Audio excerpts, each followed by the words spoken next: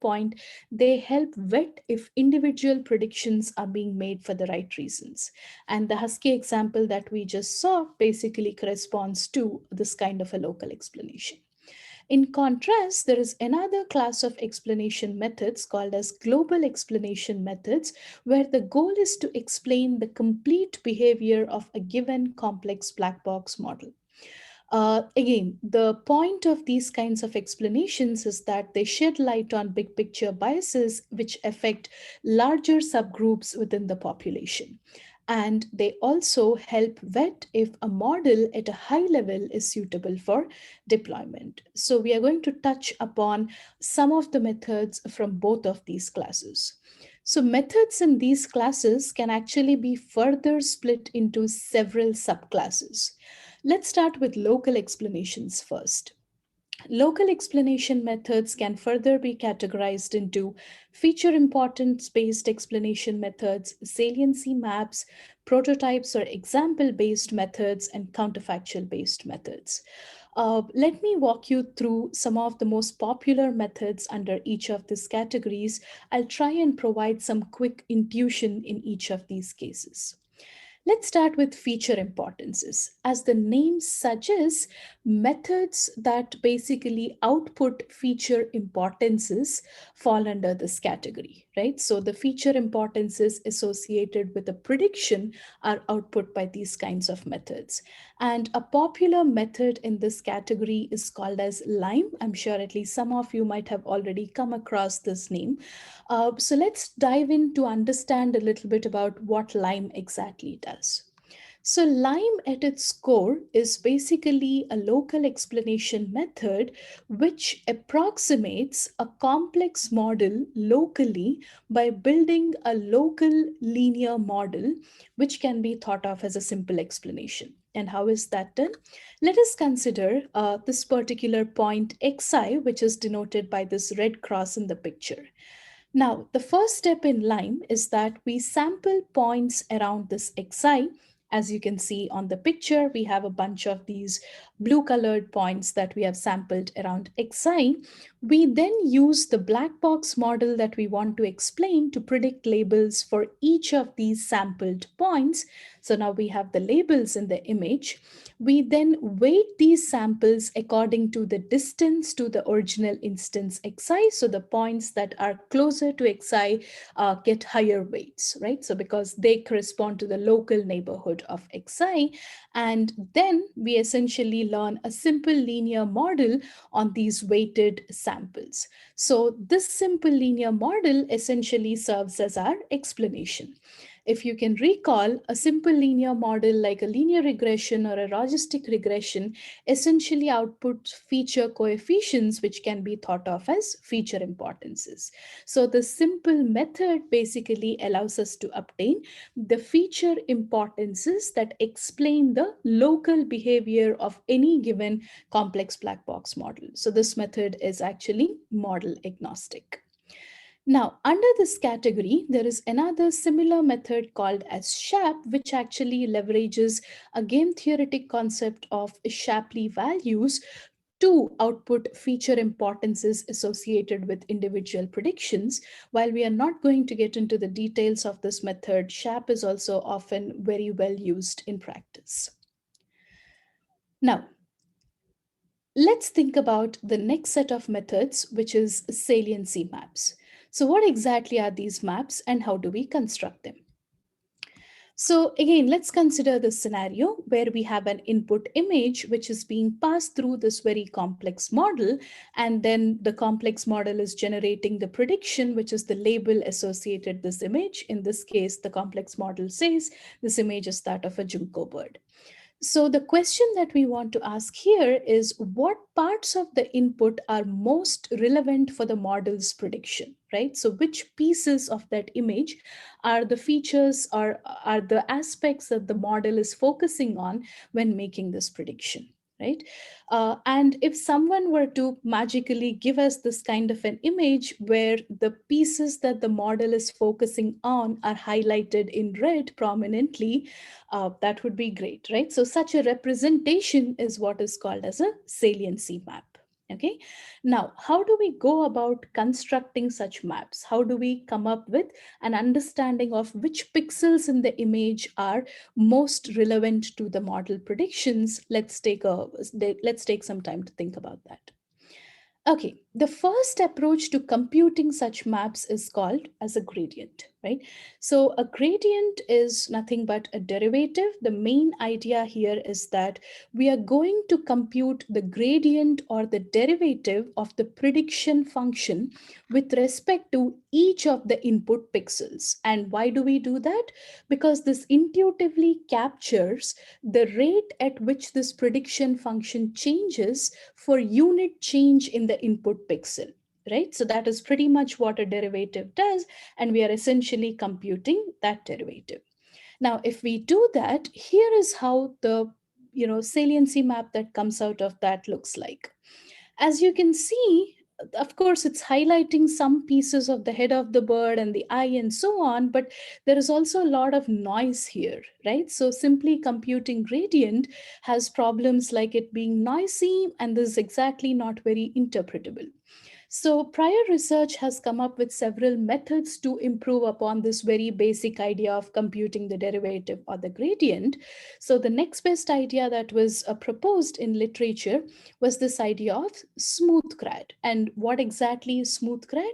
Smooth grad basically means take your input image, replicate it n times, and add some Gaussian noise to each of these n replications, and then compute the gradients and average the gradients, right? If we do that, the image that you get is basically shown here.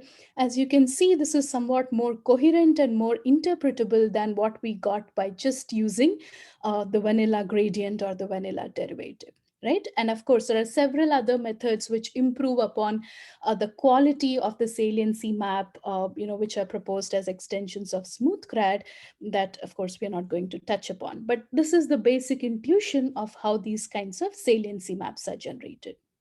Now, the third kinds of approaches, which are also quite popular, are called prototype or example based approaches. And the idea here is very simple. The idea here is to use examples which could either be synthetic or natural to explain individual predictions. And I'm just going to give a high level overview of a couple of approaches here. The first one is this paper on influence functions proposed in ICML 2017. The high level idea there is to use this concept from statistics called influence functions to identify instances in the training set that are responsible for the prediction of a given test instance.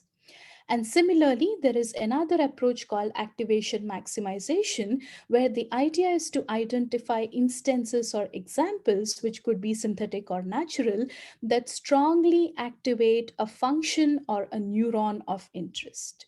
Okay, so that is the high level idea. So use some sort of examples, whether from the data or even synthetic examples, to explain individual predictions. That's the logic behind prototype and example based explanations. Lastly, we have yet another very popular area called as counterfactual based local explanations. Now, the idea here is to just think about this explanation as what features need to be changed and by how much to flip a model's prediction. For example, in this case, you see a couple of images and some areas highlighted, and what these pictures are trying to suggest is that what changes need to be made to the image on the left, which corresponds to the crusted auklet, to get the image that corresponds to a red face cormorant. And as you can see, the beak area is the main difference, and that area needs to be swapped to make a bird that belongs to one class to belong to another class, right? So, why is this kind of an explanation even relevant? So, this has some really good practical implications and applications. For example, let's consider this somewhat completely diverse scenario where we are thinking about loan applications, right? So, an applicant has submitted a loan applicant to a bank, and the bank is using a predictive model to determine if this applicant should get a loan or not. Okay, so in this case, let's say that the predictive model being employed by the bank has rejected the loan of this particular applicant. Instead of just telling this applicant your loan is denied, it would be useful if we could actually provide him with some kind of a recourse, right? And that's exactly that can be done exactly by using counterfactual explanations. For example, the recourse could take the form of increase your salary by 50K and pay your credit card bills on time for next 3 months, and when you apply again next time you'll get a loan. So that is a valid recourse, and such recourses can be output using counterfactual explanations. And the algorithms that generate these kinds of counterfactual explanations, we are just referring to them as the counterfactual generation algorithm. Let me give you some intuition about how these kinds of explanations can be generated. So, what you see here is a picture. You see a decision boundary of a complex predictive model, and the decision boundary is separating the feature space into two areas: the blue colored area, which corresponds to the positively labeled instances, and the skin colored area, which corresponds to the negatively labeled instances, right? So these are the two different areas. And let's look at the point X, which is currently negatively labeled by the predictive model. Right now, the goal is to find a counterfactual of X, which is actually positively labeled by the model. So, the high level intuition used by a lot of existing approaches in order to come up with counterfactuals for the point X is to basically slowly start nudging X in the direction of the decision boundary and stop once the nudged point crosses the decision boundary, right? So that is the very intuitive high level logic that is being employed, of course, in different forms and formulations, right? As you can see in this picture, X can be nudged to go to CF1, which is a counterfactual 1. X could also be nudged to go to CF2, which is a counterfactual 2. So both CF1 and CF2 are valid counterfactuals for X, right? And depending on the kind of algorithm you're using, you might either end up with CF1 or CF2. And there are different strategies for picking which counterfactual is the best. So most of the existing literature or the proposed approaches differ on how to choose among the candidate counterfactuals, and also how much access is needed to the underlying predictive models. For example, some approaches might prefer counterfactuals that are closer to the training instances because those are probably more likely to be valid instances. Others might propose counterfactuals which minimize the L2 distance or some other distance metric between the original instance and the counterfactual. So there are several different strategies that could be used to choose the candidate counterfactuals. Okay? All right. So now let's take a peek at the different kinds of global explanations. More specifically, we'll focus on three subcategories of global explanations. Just to refresh your memory, global explanations are those which explain the high-level complete behavior of a given complex, potentially black box model. So the first kind of approaches under this category are called collection of local explanations. Now, we have all looked at LIME approach in the beginning of this tutorial. So this approach basically uses LIME to construct global explanations. Let's see how. So LIME, as we know by now, explains a single prediction. That is, it explains the local behavior of a given complex model for a single instance or a data point, right? Now, you can't really examine all the explanations because our data sets could typically have tens of thousands or even millions of instances.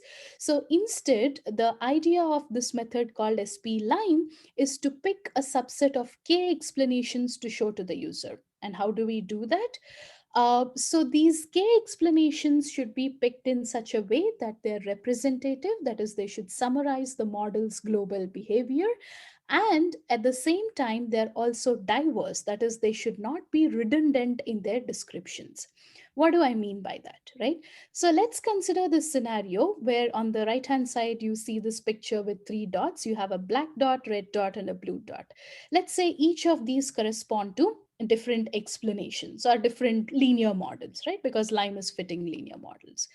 So now, once I have picked the explanation corresponding to the black dot, picking the explanation corresponding to the red dot is just redundant because they both are essentially corresponding to the same linear model, right?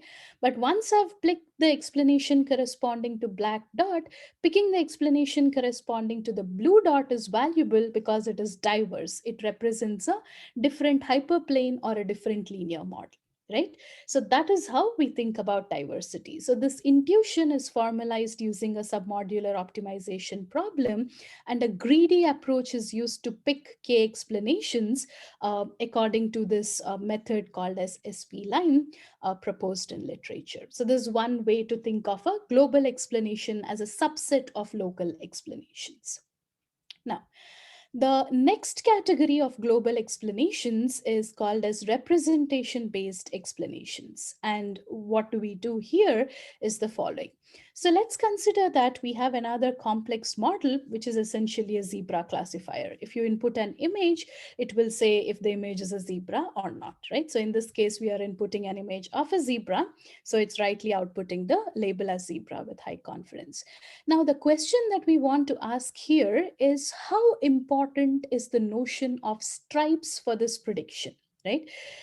So there is this abstract notion that you and I as humans understand, but the machine does not really even know what stripes means, right? But if I were to ask these kinds of questions, like how important is stripes for this prediction, where stripes is just a concept I'm aware of, but the machine doesn't know.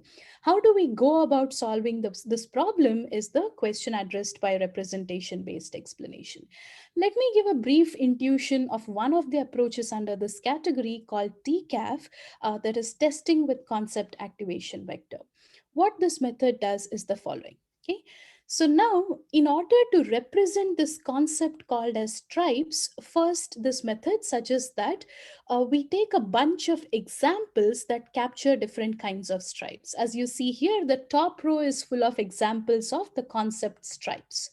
Now, the bottom row is basically a set of some random examples which are not stripes. Okay, so these are two kinds of example that this method needs. And now all these are passed through to this model that we are trying to explain. So this is this complex model, which is a deep neural network, and we want to understand the effect of the stripes concept on the output of this model, right? So that's our goal.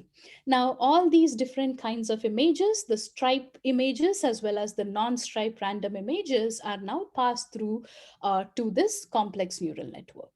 And what we see is we could take some of the intermediate representations, which will essentially be some vectors of some dimension, say m, and then this method proposes to construct this kind of a linear classifier that can separate the two categories of vectors, the vectors that correspond to the stripes examples versus those that correspond to the non-stripe random example, right? So construct such a linear classifier to separate these two classes of vectors. Now, the proposal or the solution here is that the vector that is orthogonal to this decision boundary, once we construct a linear classifier, we have this dotted line as the decision boundary, and a vector that is orthogonal to this decision boundary, here it is denoted by VCL, that denotes the concept stripes. Geometrically, the way to understand it is, so this vector is pointing towards the concept stripe and away from the non-stripe random concepts, right? So that's how we have to interpret this vector geometrically. So which means we have successfully represented this abstract notion of stripes now mathematically using this vector, right? Once we have such a representation, we can again play our derivative tricks. If we want to understand how important this concept is for the output of a particular complex model, what do? Take the derivative of the prediction function with respect to again this vector, and that will tell us what its importance is. So that's the rough idea behind this method called as TCAF. Now let's look at the last class of the global explanation methods called as model distillation based approaches.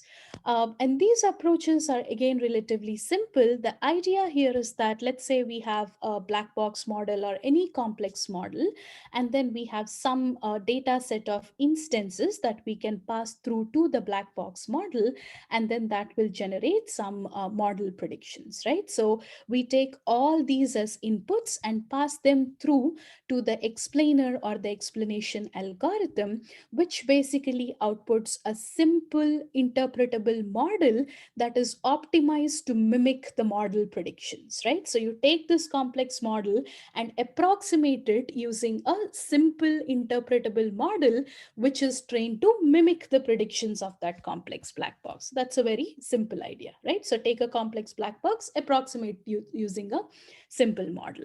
And prior literature has actually done this using several classes of simple models. For example, there is work that basically approximates complex models using decision trees, which is often thought of as a simple interpretable class of models, right? As you can see, it's almost like a tree where the points are labeled according to what features are like splitting the tree and so on. So it's a simple intuitive structure.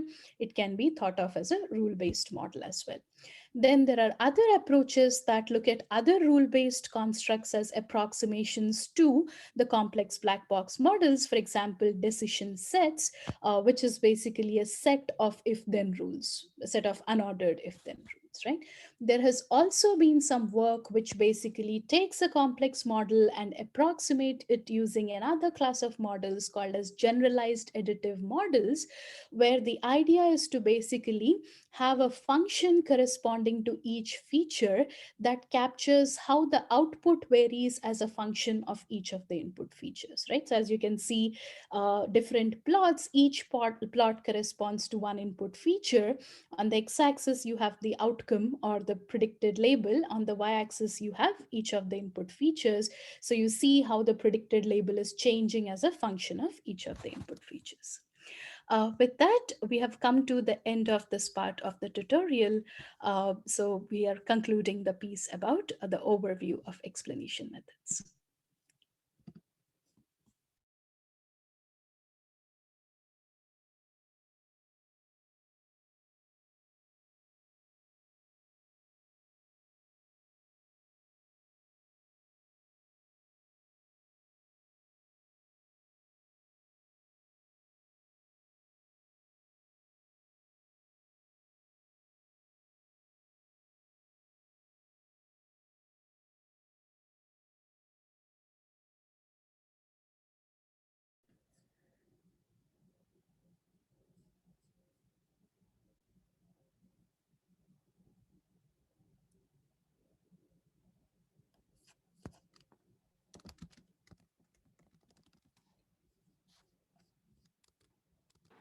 So that was an overview of the different explanation methods that currently exist in the XAI community.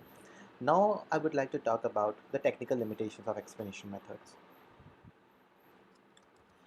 Broadly, the limitations of current existing explanation algorithms can be categorized into four groups. First is faithfulness, where we talk about how some explanation methods do not actually reflect the underlying model. The second is stability, where we discuss about how slight changes in the input can cause large changes in the resulting explanations. Fragility talks about post hoc explanations that can be easily manipulated, and evaluation gap talks about the current non-existing evaluation benchmarks in the XAI community. Now we talk about faithfulness. The underlying question that we are trying to answer with respect to faithfulness is whether explanations change when the prediction of the model changes. So let us consider this image of a junco bird as an example, which when feed-forwarded through a state-of-the-art black box ImageNet classifier gets correctly classified to its respective class with certain high confidence. An explanation algorithm generates some kind of attribution or heat map or saliency map that will inform an end user about pixels which the models think are in for or against the decision of the model. In general, the attribution map algorithm is a function of three parameters: x, that's your input; f, that is the model that we are trying to explain; and h is the set of hyperparameters that is associated with the explanation algorithm. For faithfulness, we are trying to answer the question whether explanations from two different models, that's f in the algorithm, have similar or dissimilar explanation. The notion of faithfulness is basically talking about whether an explanation is faithful to an underlying model. That entails to a setting where if we change some of the parameters of a model, then the explanation should reflect that change, right? So consider this the same example of the Jinko bird, which when feed forwarded through a ImageNet classifier, let's say ResNet 50, gives some confidence scores. Now we take the same ResNet 50 architecture, but we reinitialize the weights at the top layer, let's say the logit layers, and that will result in a different confidence score, right? And in most cases, these two are not equal.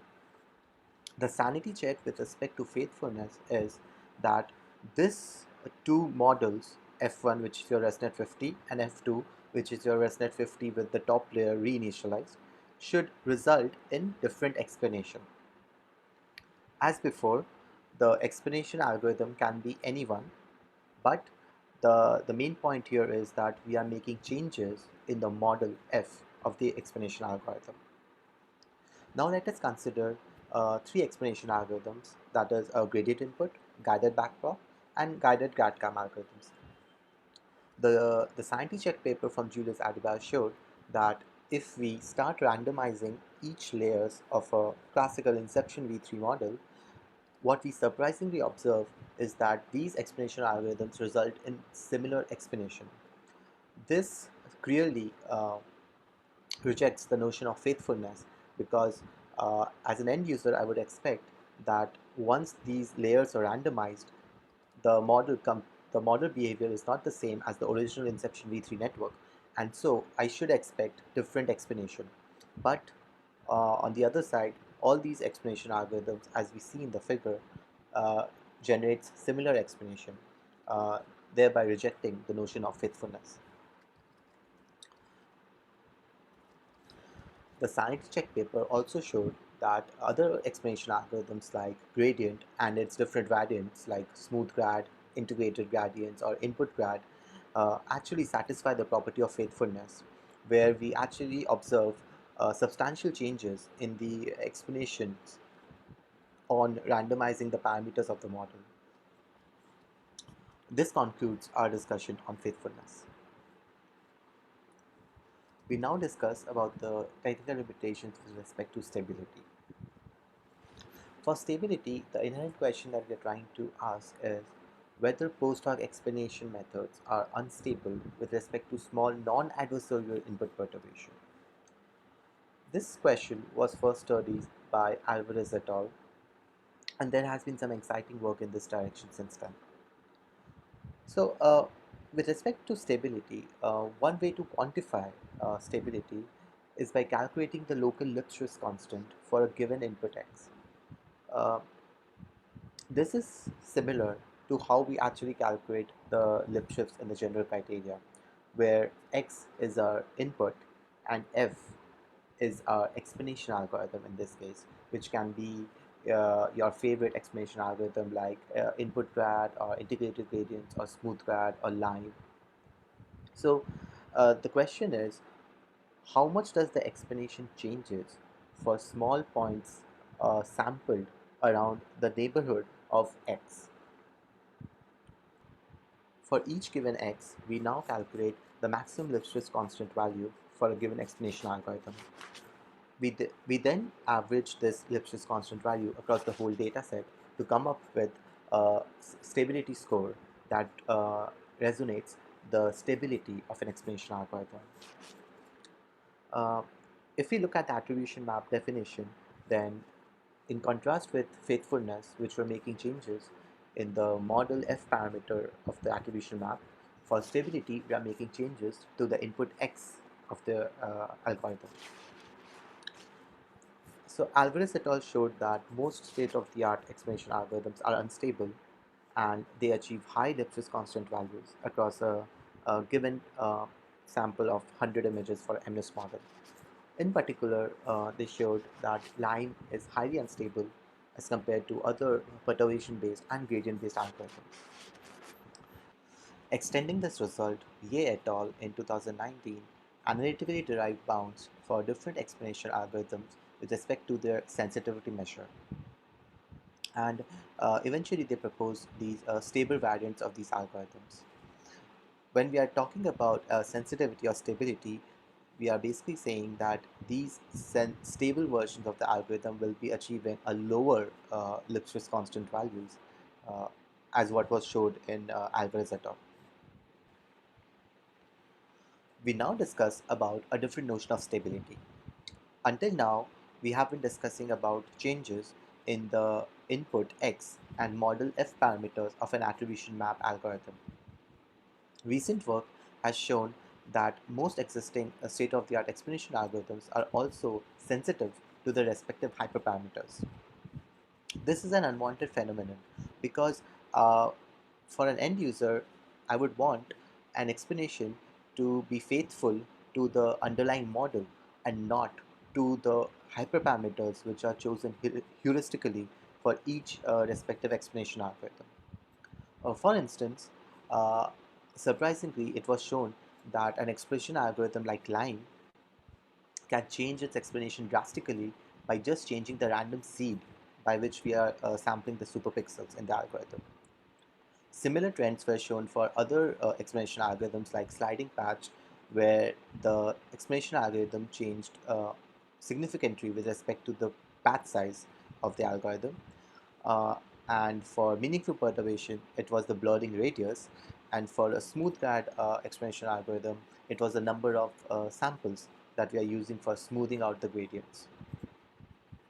This concludes our discussion on stability. We now move on to the third technical limitations of explanation methods, fragility. Fragility talks about post hoc explanations that can be easily manipulated.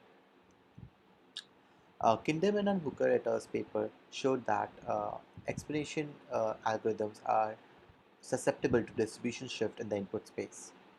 Again, here we are talking about perturbation in X parameter of the attribution map algorithm.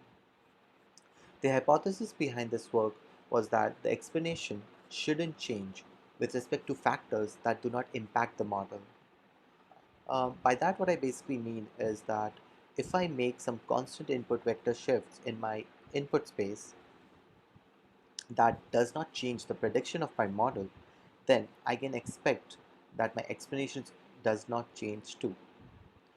Surprisingly, what we found out in this work is that even adding some simple patch-like effect or some heuristic kitty face in my input images changes the explanation of my explanation algorithm.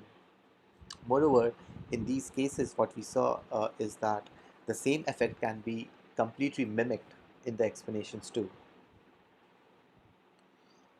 In the previous work, we discussed about how explanations are susceptible to changes in the distribution shift of the input. Now we talk about how post-hoc explanation methods can be easily manipulated by adding some adversarial perturbation to the input space. Again, fragility talks about changes in input x of the parameters in the attribution map algorithm. So let us take this example from Dombrowski paper where we have given an image of a dog and our gradient-based explanation algorithm generates a saliency map as an explanation to an end user. So what Dombrowski showed is that we can obtain a similar image with a non-significant change to its input pixels, and that will result in a completely different explanation. It is to be noted that the prediction of the model for both these two original and manipulated image is exactly the same, but the perturbations are made in such a manner that both of these inputs give two completely different explanations. In particular, Gurbani et al. Proposed modification of the input with a small perturbation without changing the model prediction. Uh, if we look at the figure on the left, we'll see the original image and the perturbed image both are correctly classified to the same class llama, whereas the explanation for which is using a simple vanilla gradient in this case are completely different for the two images. The way Gurbani et al. Generates these images, perturbed images, is by solving the given optimization function. The task is to find a perturbed image which will result in an explanation that is uh, further, furthest from the original explanation, whereas the perturbation that we are doing on the input space is less than an epsilon, and also the prediction of the perturbed image and the original image is the same. The paper uses a L infinity norm in this case for solving the optimization function. One major takeaway from this work is that most explanation algorithms are susceptible to these kind of perturbation in the input space, and they result in a completely different explanation for these perturbed images. Thus, to the last technical limitation of explanation methods, evaluation gap. It is challenging to evaluate whether an explanation of a model behavior is reliable. There are two reasons for this argument. First, there is no ground truth for evaluating the explanation methods. If we already knew what was important to the model, we would not need to estimate the feature importance using these gradient or perturbation based algorithms. Moreover, it is also unclear which of the numerous explanation methods that estimate feature importance we should select, as again, there are no existing evaluation benchmarks. A fundamental question that we can ask with respect to an explanation algorithm is, are the explanations generated by these methods better than a random guess?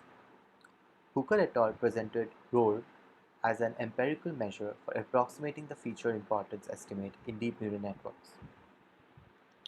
The hypothesis is whether popular interpretability methods produce estimates of feature importance that are better or worse than a random guess. They also compared the feature importance with respect to a simple sober filter. The way ROR works is it removes the feature according to the importance generated by the explanation algorithms and then retrain several models using these different versions of the removed dataset. In the figure, what we see is in the second row, we removed 10% of the most important features as generated by smooth grad and the different variants of variation grad and random explanation map or a Sobel edge filter. And we do this for different percentages of feature importance. Surprisingly, what we found in this work is that most explanation algorithms are worse than a random guess explanation map, where the feature importance is distributed randomly throughout the image. So, uh, when training these models, we can now generate testing accuracy, and which basically says that can my model detect the same images with just using 10% of the important features as compared to the whole image? And what role does is it then estimates average accuracy across all these different versions of the dataset, and that provides an estimate of the utility of an explanation algorithm. As discussed before, there does not exist a ground truth for evaluating attribution methods. BAM provides a carefully crafted dataset and models trained with known relative feature importance, and also proposes three complementary metrics to quantify the performance of these explanation methods by comparing feature attributions between different models and a different pair of inputs. So, how do they do that?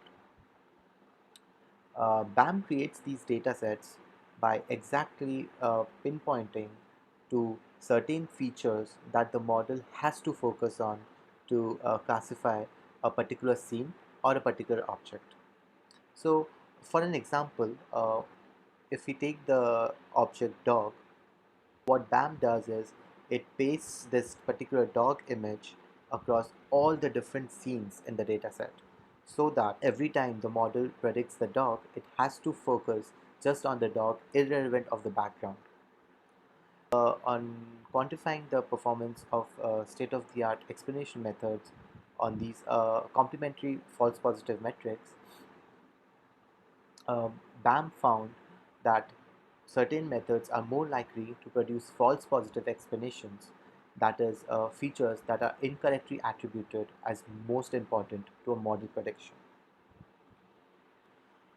This brings us to the end of the technical limitations. To provide a quick summary, uh, the lack of faithfulness or fidelity. Explanations are not guaranteed to be faithful to the model, and fidelity means that it is only guaranteed in the context of specific ecosystem of a model. With respect to stability, explanation methods are sensitive to both input perturbations and hyperparameters of the explanation methods. In terms of fragility, uh, post hoc explanation methods can be easily manipulated, and it has been found that the explanations are also invariant to simple data distribution shifts. Finally, the lack of evaluation, we discussed about how the current XAI community lack formal benchmarking frameworks, and how we can also include some kind of human in the loop evaluation standards where end users can be used to evaluate these attribution methods rather than we relying on these heuristic proxy metrics for evaluation.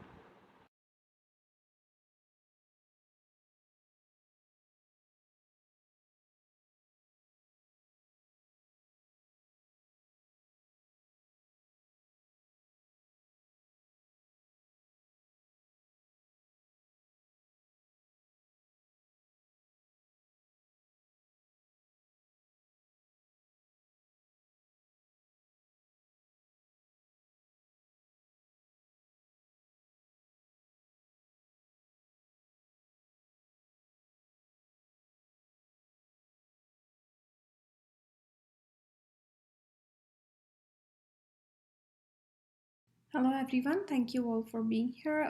I am Shalmali Joshi. I am a postdoctoral fellow at Harvard University at the Center for Research on Computation and Society. In this part of the tutorial, I will be covering some aspects of practical and ethical challenges that come about when deploying explanation methods in practice. After that, we will look at some application specific challenges, and that will allow us to have like some sort of an open discussion about what we should do from here in order to essentially engage more critically with explanation methods as they get more and more closer to applications and practice. Okay, so let's get started. Um, we want to look at these challenges by trying to answer specific concrete questions. So, the first one we want to see is whether explanations actually benefit decision makers in practice at all. And the entire motivation for the field of explanation is essentially to calibrate trust in machine learning models. So, we want to essentially see how close we are to getting to that goal.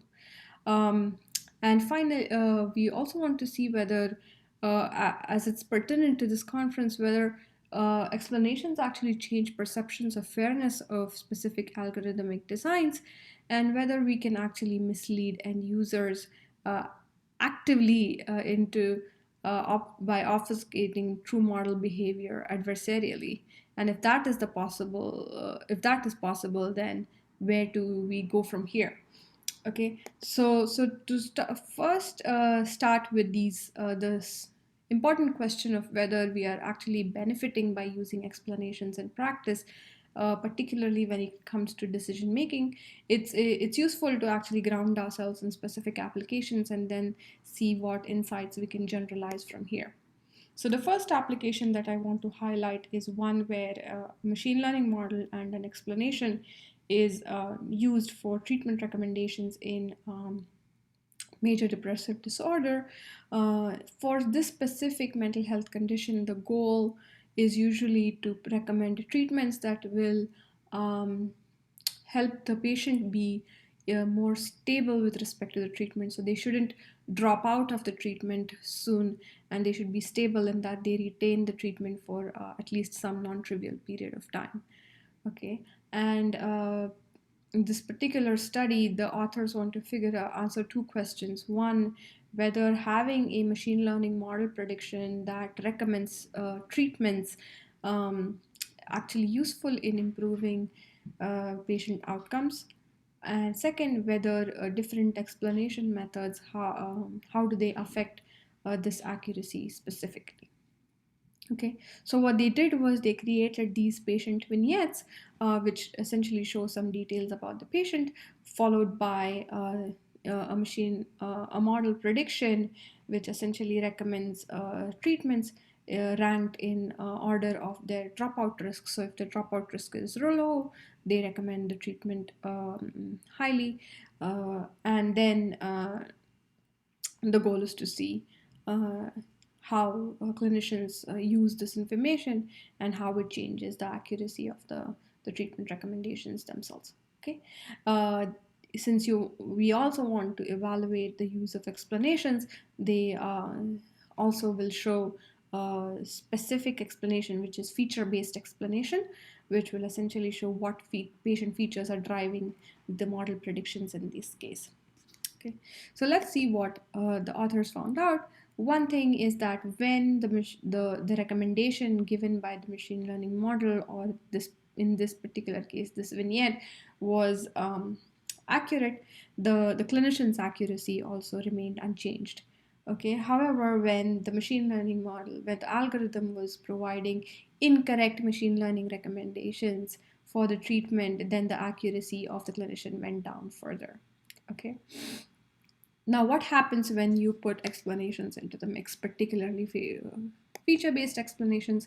So in this particular part of the study, they randomized over 4 arms, which is either provide no explanation or provide a placebo explanation, which essentially just suggests what the important saying that the recommendations are entirely based on patients' diagnosis, ICD-9 codes, which is essentially a set of administrative codes which are commonly used in machine learning healthcare models.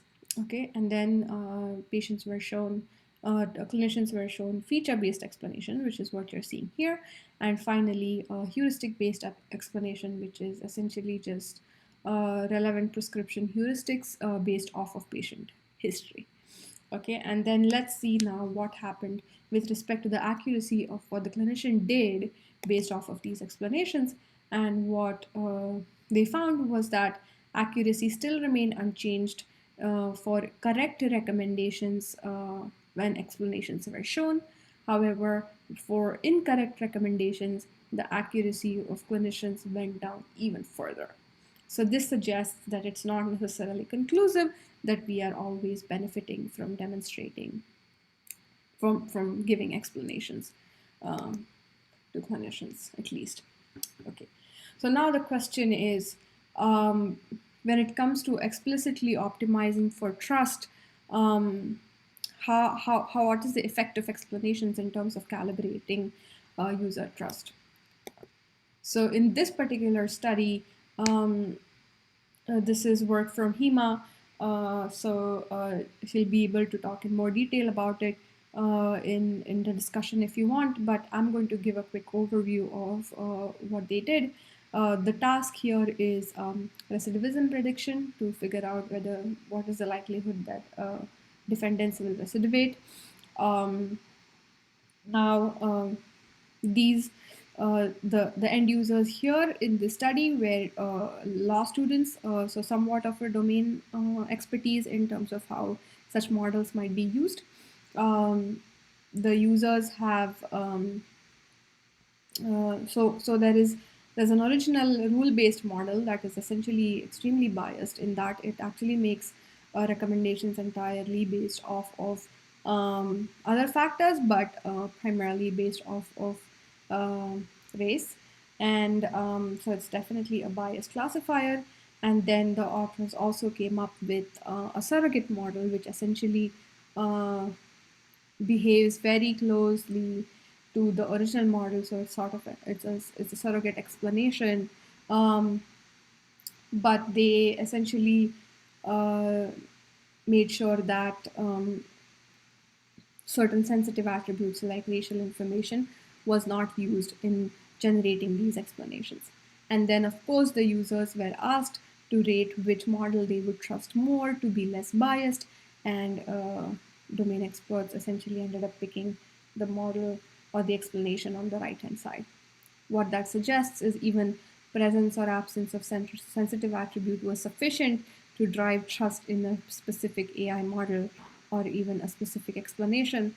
And just by showing this particular explanation, one was able to manipulate trust in this biased model.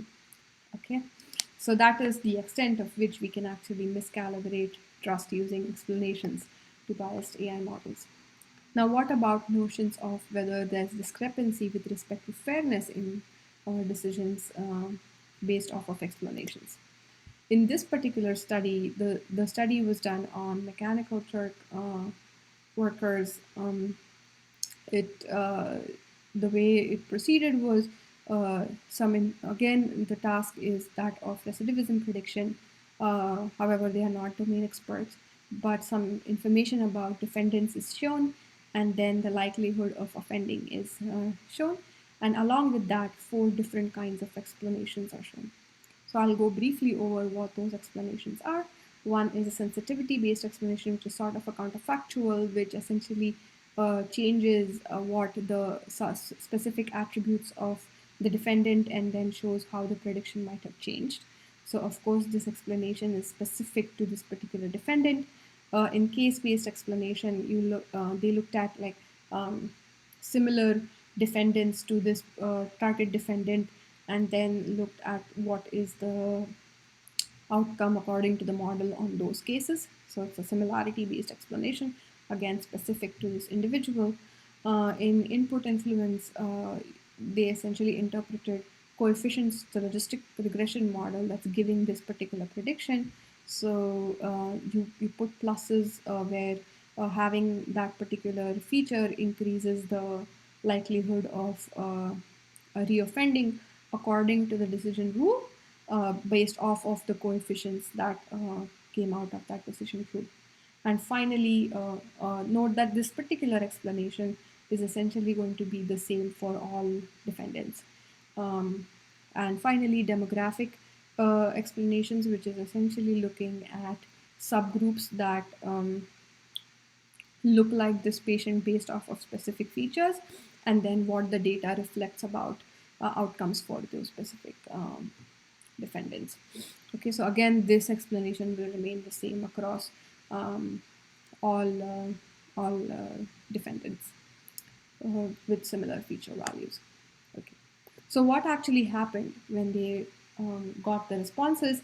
Uh, so there was some there's some positivity that fairness perceptions do align with discrepancy in the model.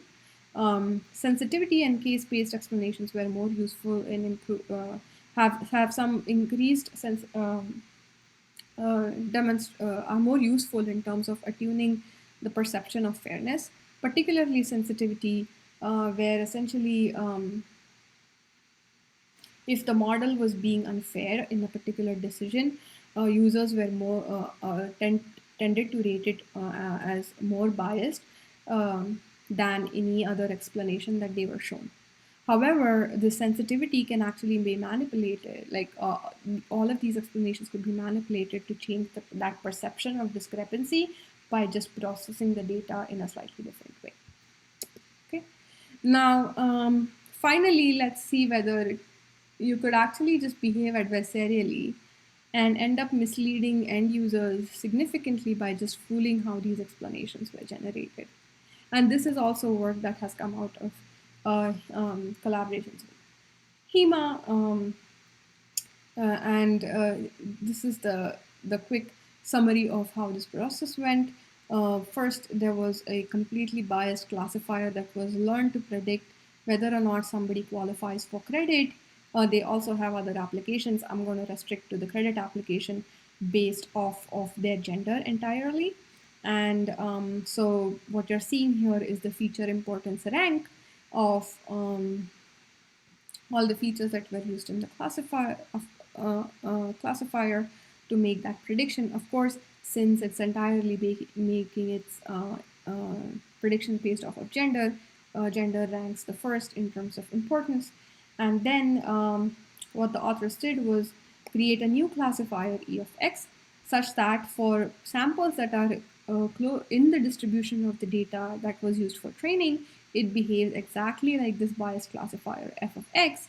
But if not, if the sample is out of domain, then it behaves like another classifier, which is a more unbiased classifier. Okay. Um, and now, instead of showing explanations on F, the authors essentially looked at explanations on E, because clearly on all the training points that are in data, the model is going to behave exactly the same as f of x. So you could actually just create these explanations entirely based off of E for samples in F. And now you look at what is the most important set of features according to explanation methods LIME and SHAP based off of this classifier E. And what they saw clearly was that because they had an unbiased classifier in the mix when generating E, the importance of gender in being like ranked the most important feature in predicting credit went down significantly with Lime and Chap compared to other more benign features.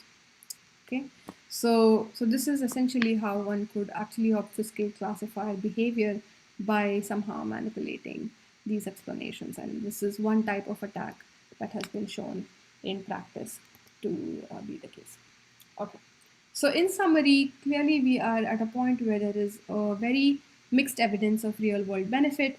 Explanations have been used to miscalibrate and manipulate trust and change perceptions of fairness of decision making models. And we can actually even adversarially attack explanations. So, what do we do from here? Okay. Now, before going to what can be mitigated, we also want to look at methodological challenges when it comes to designing explanations.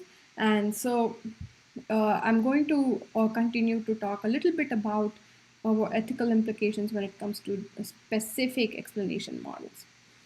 In this particular part, I'll focus on counterfactual explanations, although the overarching ethical questions are not necessarily common, specific to counterfactual explanations. It's more a general phenomenon. You can take a lot of existing explanation methods and contextualize the ethical challenges that come in.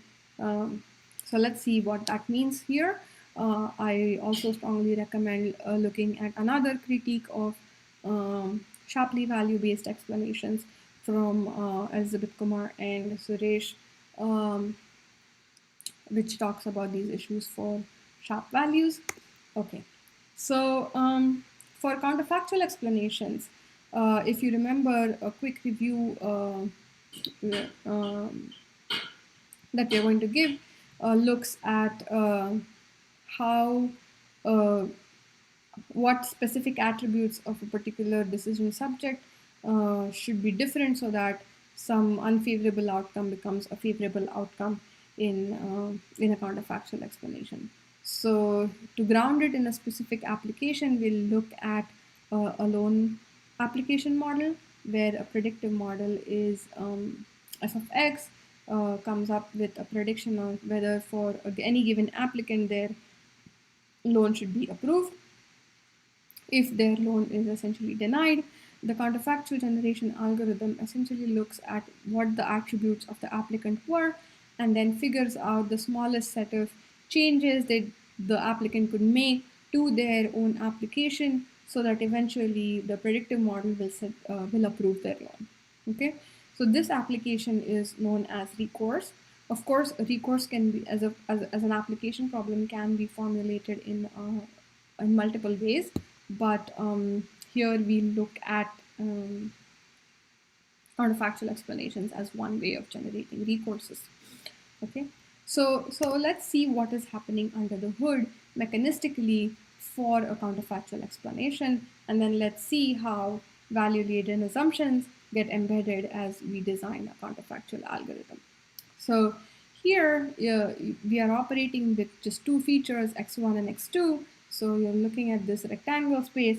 If your the decision boundary looks like this black solid line, where if you're on the yellow side, you're essentially going to be denied a loan, and if you're on the blue side, you'll be approved of a loan. Now, if your features are X, and if you're denied a loan, which will happen based off of this decision boundary, then a counterfactual generation algorithm can provide potential paths in how you can overturn your decision by either taking the smallest set of steps using the red path to go across the decision boundary, or the green path to go across the decision boundary, and which one it gives or how many ever it gives is a design choice. Which one it gives is also based on the notion of cost of features, or the definition of what effort means in the counterfactual generation algorithm. So if x1 and x2 are equally costly to change, then we might look at a slightly different path than if x2 is harder to change than x1. Okay, and now let us see what problems can happen when we start to generate counterfactuals using this notion. Okay, so first and foremost, I want to mention that we do not necessarily assume that changes to X map to any concrete actions the user or the decision subject can actually take. Basically, the loan applicant will see that maybe if they increase their salary by $500, they will be approved of a loan, but that doesn't give them any kind of concrete steps on how they might actually be going about doing it. Should they change a job? Should they look for a promotion? Or should they do something else that will give them the extra $500 that they need to get this loan approved? Okay, so there is a mismatch in terms of mapping the explanation itself into concrete actions for the decision subject. I do want to emphasize that in this particular application, really the goal of all of these counterfactual explanations as applied here is to retain as much as not patient, a user autonomy as possible. So here you want to actually empower, in some sense, this decision subject to get the loan approved at some point. Okay. Now, the other challenge that can happen is, let's suppose you got step CF1 as a way to get your loan approved in 6 months. Within those 6 months, lots of things can happen. Maybe some laws changed. Maybe the bank went through an audit process of its own and updated the model, and now instead of the black decision boundary, the model looks like the red decision boundary.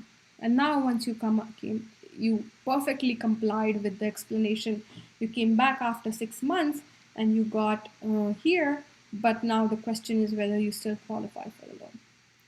Now the discussion around this has been done deeply in the philosophical basis of algorithmic recourse. This is work from Suresh Venkata and Mark Alfano, where they try to discuss ethical grounding for the whole idea of recourse. Okay, so these are the challenges that we don't consider as design as modelers of explanations in terms of the implications on the end user. Now, something else can happen, which is changing X the way the explanation is recommended can change other external factors. For example, if you told the user to go get higher education, then they will take a hit on gaining job experience. Now, is that a compromise they want? Is that a compromise that's good for them overall? And does that actually retain their autonomy? Is a very important and critical problem. So there are certain things that the model is not privy to, which is essentially these latents that are external to the modeling choices that we've made, and our explanations can affect those in undesirable ways. They are not always beneficial to the end goal of the decision subject. It might affect some other objective that they are trying to optimize. So maybe that job experience is going to help them in a way that doesn't necessarily correlate with getting a loan in the next 6 months. Okay. And finally, the notion of cost or the burden for every user is quite different.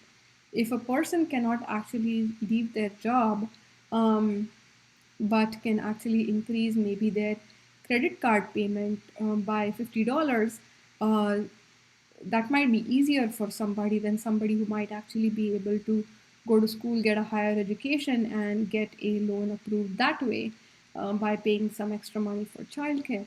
Now, what is more beneficial to the user and what is less beneficial to the user is actually something that we implicitly put into the model when we put these functions in terms of costs or distances and so on and so forth. And those are quite non-trivial choices one has to make. So some of these have some partial technical fixes. So for example, if we think that it is very difficult to just show one explanation and expect uh, users to retain their autonomy, then one could provide multiple explanations. They can allow a bank can actually allow the decision subject to clearly explore different counterfactuals within the constraints that they think they can comply with, or within the constraints of their life situations and so on and so forth. Or we can encourage using custom costs. Some world has already been explored by Hima and colleagues on that. One could incorporate more robustness in how the explanations themselves were generated by accounting for potential external shifts, like the data distribution might shift, something might change in the law.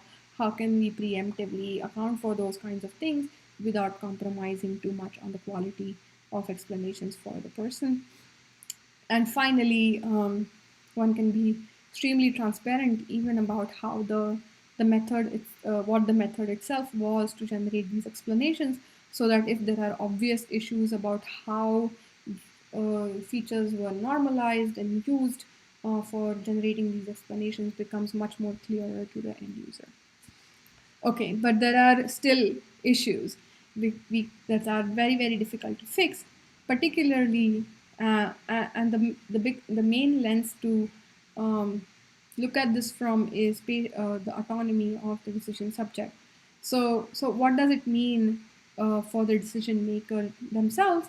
First, we have to understand that it is in the decision maker's interest to preserve their proprietary black box that is allowing them to make these awesome accurate predictions about whether a user will repay the loan.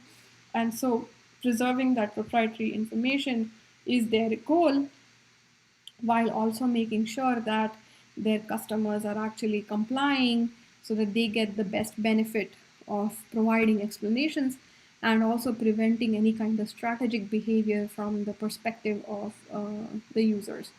Okay, so if this is in the interest of the decision maker, this actually is an extremely hard problem. If providing extremely accurate explanations is the goal, then the decision maker has to understand a lot about the life situation of the decision subject, which means increased surveillance and which means the need for causal knowledge.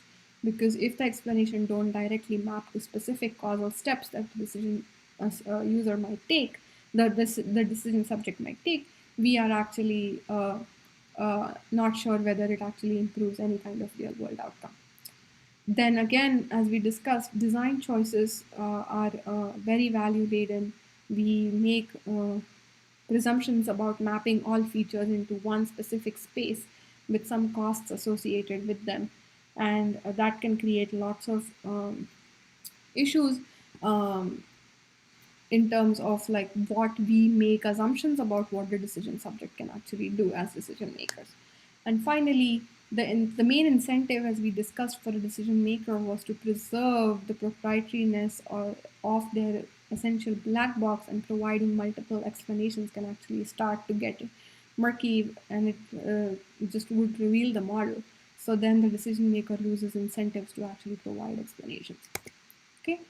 Now, what happens from a decision subject's perspective? If the goal is to preserve their autonomy, then if they are trying, if they try to gain more and more autonomy by getting more and more accurate explanations, it entails invasion of their privacy.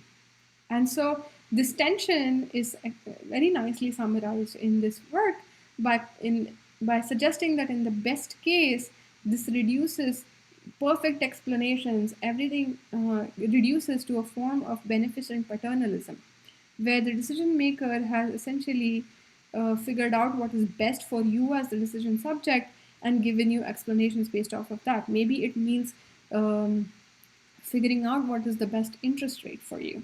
Okay, and in the worst case, the decision maker can actually abuse explanations as a way to retain more power over you.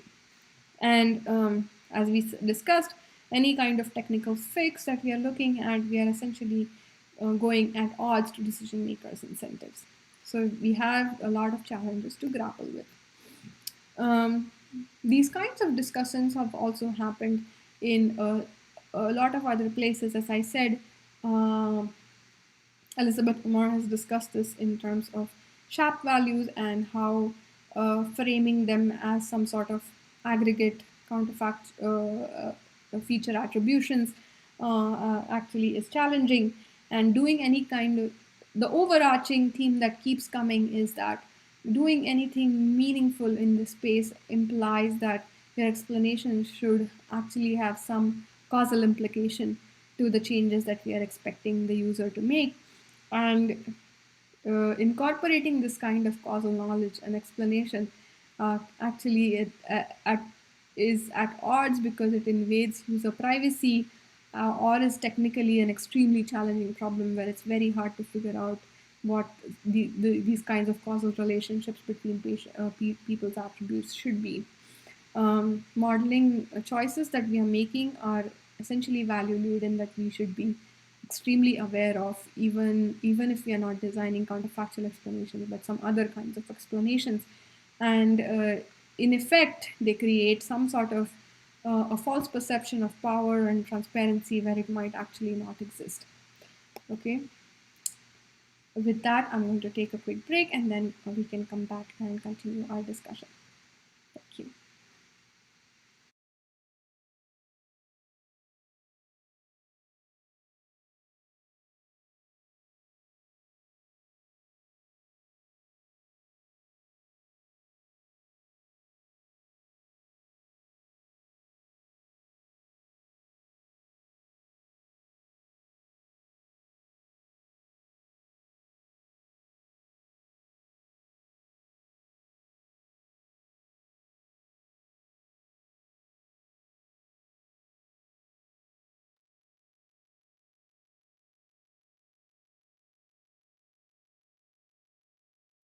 In this part of the tutorial, I'm going to cover some application-specific challenges of deploying explanation methods, and we'll look at some future goals that we can actually achieve to make explanations more robust in practice, and the things we might want to consider while doing so. Okay, so to do that, I want to start with a clinical example again, where we might have a machine learning model that's deployed that predicts some sort of risk of adverse event like death of a patient, and an explanation that goes along with it. And based off of those predictions and explanations, maybe the clinician comes up with a end of life care plan for the patient. So now let's think about what that implies in terms of in terms of explanations from the perspective of three specific stakeholders that might be involved in this whole process, which is the hospital, the clinician, and then the impact on the patient. So, for a hospital that's deploying this kind of a model, if it is going to be used for determining patient interventions, then the standard of evidence of the benefit of the explanation is pretty high. And if a model got deployed without robust evaluation, from the perspective of the hospital, it would qualify as an irresponsible tool deployment. In this case, if somebody is creating policies for what makes sense for the model, then we might want to impose the same standards on explanations as we do on machine learning models as far as the evidence or standard of evidence is concerned. Okay, so now what happens from the perspective of clinician who's trying to use such an explanation? Particularly, the clinician has some sort of an increased burden of moral commitment. They are first required to know whether they can actually correctly interpret these explanations and machine learning model predictions. If they think that they are not competent in interpreting these correctly, they are required to consult their peers or refrain from using explanations. In each case, they are then required to justify their decision on whether or not to use the explanation. If they did use the explanation, then how did they use it? Okay, so again, there's an increased burden on the clinician themselves. And then finally, let's look at the perspective of the patient, particularly from the point of view of specific ethical values that one is required to adhere to when providing clinical care. So, for example, we are essentially operating out of non malfeasance in the clinical domain, which suggests that if explanations can be misleading and one can achieve similar patient benefit without using them, then we should not be using explanations to justify patient interventions. Okay? If we look at beneficence, then we are required to guarantee that using explanations will actually result in an overall positive outcome on the patient. Okay. If the explanations work well for certain subpopulations but not on others, then we are going to violate distributive justice within this domain. And finally, if explanations can be misleading and those interpretations can lead to harms in terms of whether or not the care plan goes a certain way, then we don't necessarily know that we are preserving patient autonomy. Okay. Another example that I want to bring up is the judicial domain. I'm definitely not an expert in this area, but if if if we are looking at proprietary black box models that are being used to make decisions of recidivism, and if we are in currently in a situation where as a community we've decided that one specific notion of algorithmic fairness is not sufficient, which means that even if a particular proprietary black box guarantees that kind of fairness, we might have to have additional human intervention to make final decisions. And if we suggest that explanations are sufficient to go along with these procedures, but these explanations themselves that will these post hoc explanations can be misleading, then we are in a situation where we might actually want to prefer non-proprietary, extremely transparent and small interpretable models to actually operationalize notions of procedural fairness.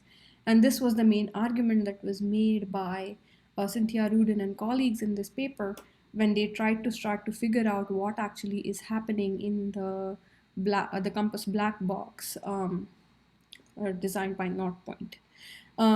So this is one example I wanted to just highlight to make sure I cover different domains, but also to make sure this is one example where I feel like that debate comes head on with respect to interpretability, post hoc explainability, and algorithmic fairness, and what is more preferable versus not. Okay, so now considering all of these challenges, what should one do in terms of improving the design process or algorithms or even the way we evaluate, and how should policymakers and model designers think about explainability in general? So the first question we'll try to answer is whether we can improve explanation design processes. And some recent evidence has shown that yes, some iterative and co-design procedures can actually help in improving explanations. So if you remember the treatment recommendation system for major depressive disorders, where if you showed feature importance explanations, Those were not found to be very useful for clinicians. However, when the authors discussed different explanation methods and eventually showed an explanation of dropout probability relative to the entire population, those kinds of things were much more actionable for the clinician, where they could then figure out if the relative risk of the patient to drop out is high, then they could actually engage with the patient a bit more to avoid that outcome. Okay.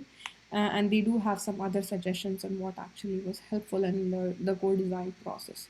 Then are we even evaluating explanations the right way? And this is one study that showed that even in a simple task like um, where we want to determine nutrients in a given picture of food, uh, depending on how you ask the question and how you design the task determines exactly whether the evaluation of the particular explanations you are concerned with is helpful or not. So for example, here users were shown a food plate and they were asked questions about whether about the fact that either the AI must decide whether 30% of more of the nutrients in this plate are fat, versus they are asked to decide for themselves whether 30% or more of the nutrients on this plate are fat. So it's a subtle distinction, but it's essentially um, a question of you're asking the user to figure out what the AI will decide versus what they will decide. And they were shown two different kinds of explanations. One is what they call an inductive explanation, which is more an example-based explanation, and the other was called a reductive explanation, which essentially was more about how the AI is understanding the image. So the AI essentially said, looked at the main nutrients from the plate and showed that and suggested that they know that these ingredients form more than 30% of the fat in this particular plate. So that's a deductive explanation. But here is what happened when evaluating on these the what is known as the proxy task, where they were told to figure out what the AI will decide, versus the target task, where they were told to figure out what they will decide. And they preferred different explanation methods in each task. And the interesting part is that when they preferred deductive explanations in the second task, they actually were able to recognize model errors better using the other explanation. But so the conclusion here is that subjective metrics like trust and preference don't necessarily reflect actual behavior of the humans in terms of the task uh, that is in question.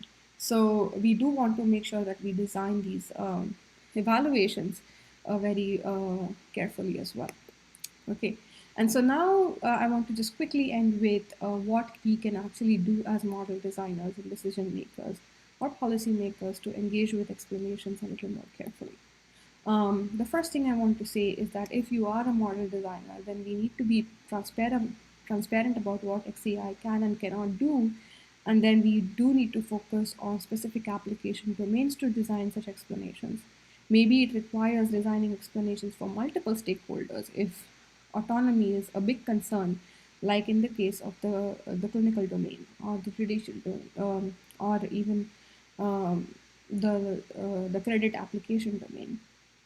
uh, that we do have to be aware that when we are making such modeling choices, these are value laden choices, so we cannot separate out these issues when you are generating explanations.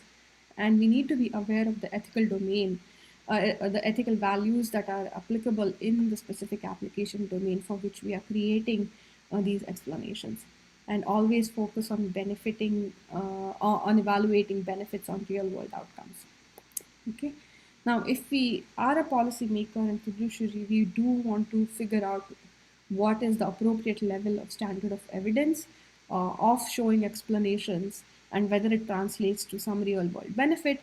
In a lot of cases, it should be done from the perspective of preserving autonomy, reducing over reliance on explanations, or using explanations to justify downstream behavior might be necessary in some cases, maybe not.